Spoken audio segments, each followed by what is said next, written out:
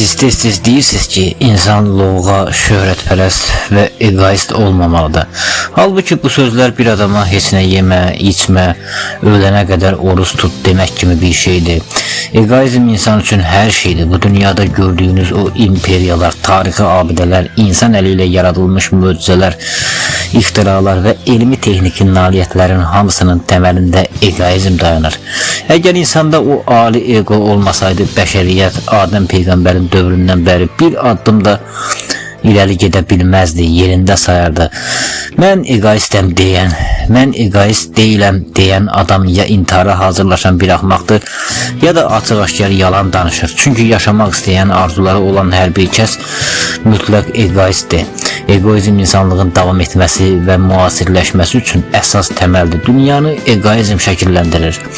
Egoizm insanın özünə həddindən artıq dəyər verməsi, özünü sevməsidir. İndi təsəvvür edin, bir adam deyir ki, mən egoist deyiləm, özümü uca tutmuram, özümü bir şey hesab etmirəm.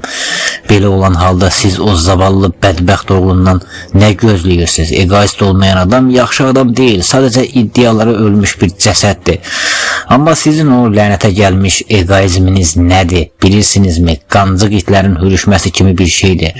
Sizin egonuz ancaq öz qrupunuza, öz taytuşlarınızın yanında keçir, öz sinifinizdə keçir. Qarşınızda əsl güclü görəndə isə quyruğunuz əsir, hürə-hürə geriyə qaçırsınız. Amma ətrafındakı insanların hörmət etdiyi, irəli gedən bir adam görən kimi dərhal onun arxasınca danışır, ona lovğa, egoist deyib fitnə, fəsad törədirsiniz. Bu etdiyiniz qoşquda arabanı irəli dartan atı yoldan çıxarmaq cəhdidir.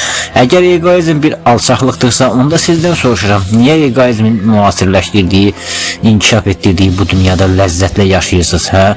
Üzümünü iştahla yeyib bağını niyə pisləyirsiniz? Egoizm haqdır. Çünki insanlar egoist olmasaydılar bir zibilə də dəyməzdilər. Dünyada bir haqsızlıq varsa dərhal bunu egoist adamların boynuna yıxırsınız. Yaxşı, bəs özünüz niyə egoist deyilsiniz ki?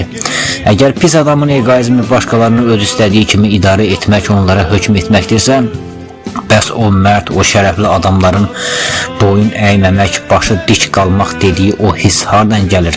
Mərdlik də öz-özlüyündə bir ağ egoizm deyilmi? Bəs siz niyə egoist deyilsiniz? Nədir, ölmüsünüzmü? Axı mən dedim, egoist olmayan adam ölü adamdır. Əgər o pis, o zalim egoistlər sizin kimi ölü ruhlu kütlələrin üzərində öz egolarını nümayiş etdirirlərsə buna pislik deməyin. Çünki dirilərin işi ölüləri bastırmaqdır. Siz onsuz da ruhən ölüsünüzsə, o dirilər neynəsin? Siz sadəcə içinizdəki o egonu üzə çıxarmağa cəsarəti olmayan qorxaqlarsınız.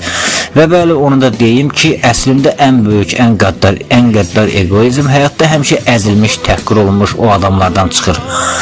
Sadəcə göstərməyə gücləri çatmır. Hər kəs içində bir murdarlıq daşıyır, sadəcə onu faş etməyə cəsarətiniz yoxdur. Belə desəz, daha dürüst olmuş olardınız. Birinə lovğa, egoist deyən o axmaq, sən hardan bilirsən ki, o adam lovğadır? Sənə tamamilə yad, tamamilə uzaq olan bir hissin başqasında mövcud olduğunu necə bu qədər dəqiq hiss edə bilərsən ki? Deməli, o zibilin eynisi sənin də içində var. Kim də görsən dərhal tanıyırsan, çünki sənə çox tanışdı.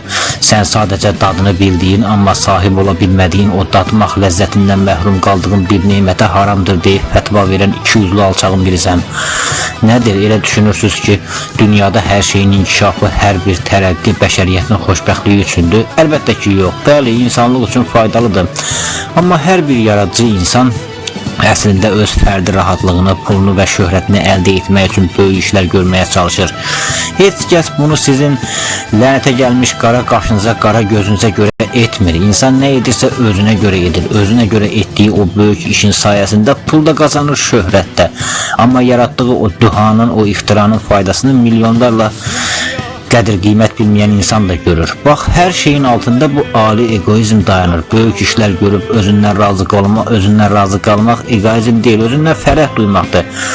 Əsl sizin o rəzil egoizminiz başqalarının uğrunu həzm edə bilməyib kənardan it kimi hürməkdir. Sizin o içinizdəki quyruq bulayan egonuza o vaxt afərin deyərdim ki, uğrunu həzm edə bilmədiyiniz o adamlara təkcə uzaqdan hürməklə kifayətlənməyəsiniz.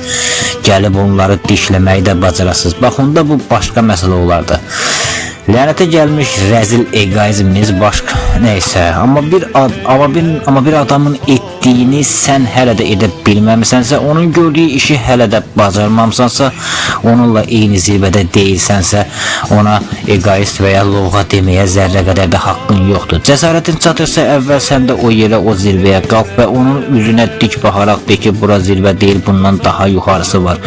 Bax, bunu edə bilsən, onda deyərəm ki, bəli, sən haqlısan.